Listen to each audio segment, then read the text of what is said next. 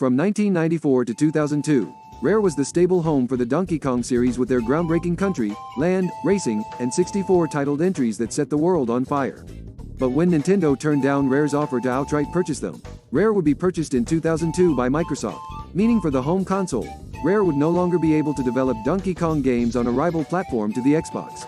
It was at this time that it was announced that a new Donkey Kong game would enter development within the newfound sector of EAD formed in Tokyo. The game was revealed at E3 2004 as Donkey Kong Jungle Beat. With a very unique and seemingly odd aesthetic to the game, which played into a lot of the GameCube traditions of other games like Super Mario Sunshine and The Legend of Zelda: The Wind Waker. Donkey Kong Jungle Beat was designed around the intention of using the Donkey Kong Bongo controller designed for the GameCube. The end result was a very bombastic, eccentric and transitionally solid 2D side-scrolling action game. It was almost as if this is what Donkey Kong Country would have been had it been made in-house rather than by Rare in the UK.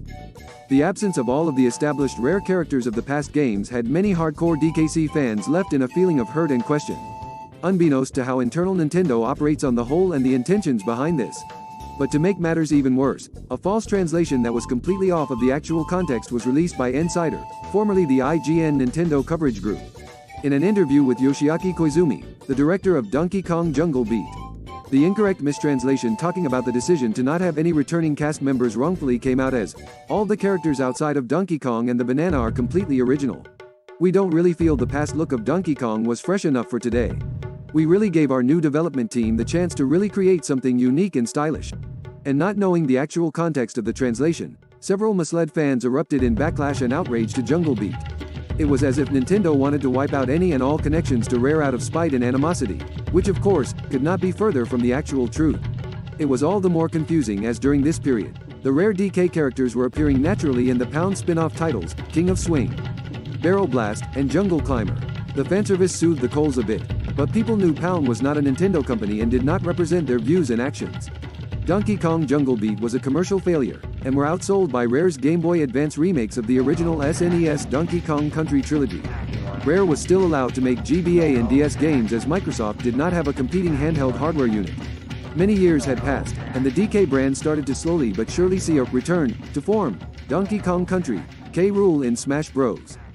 As such, Longtime started to forgive Jungle Beat, despite those gnarling hurtful words that Insider carelessly mismanaged in translation. It was a delight to see EPD Tokyo reference several Rare characters in Super Mario Odyssey's Metro Kingdom, New Donk City.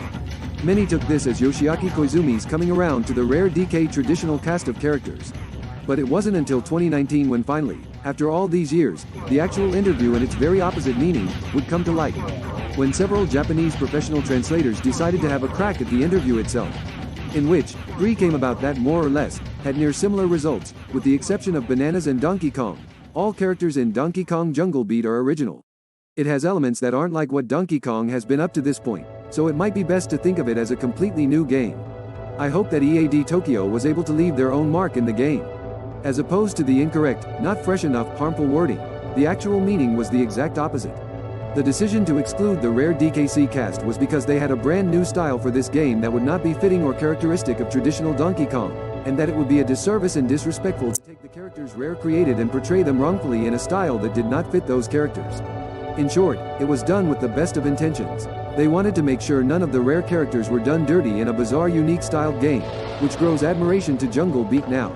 All is forgiven, as there was not a need to be upset or feeling betrayed to begin with. But that isn't the fault of the fans of that time, nor was it Koizumi-san. It was entirely Insider IGN's fault for carelessly and incorrectly putting out an interview not nearly close to the actual meaning. That's all for now. Thank you for watching.